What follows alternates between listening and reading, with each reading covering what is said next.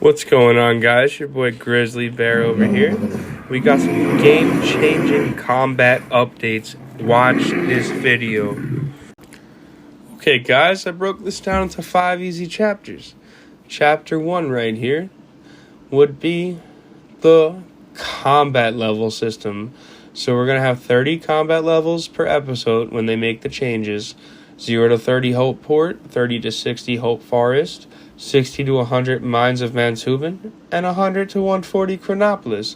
Now, this is awesome. I'm so excited for this because I've been wanting a rework. The whole community has been complaining about that. They're listening, actively doing something about it. And all these extra things I'm going to get into further. Maybe Chapter 3 will be great. But that's how it's going to be. You're going to have a combat level and obelisk levels replacing your current combat professions.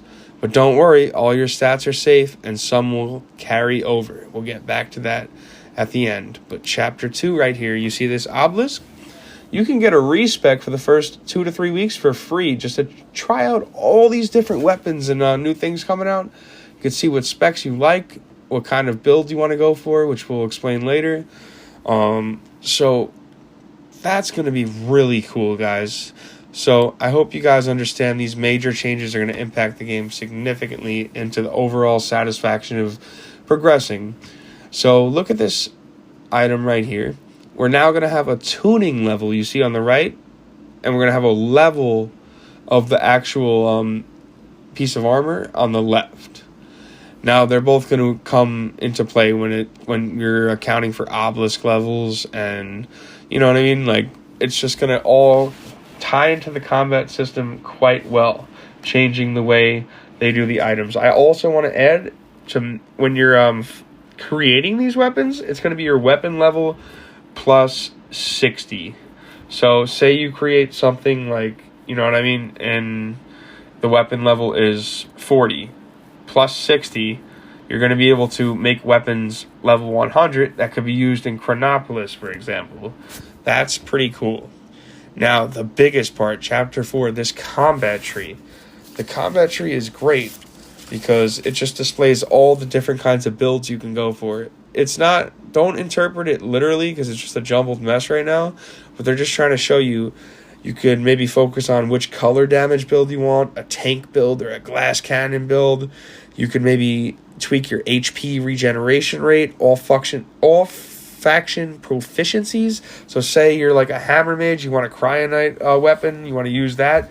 It's going to increase that with your faction proficiency, so people can use all kinds of weapons, character speed buffs, tweaks, ammo, different ammo capacities, casting speeds, improving and unlocking special attack abilities.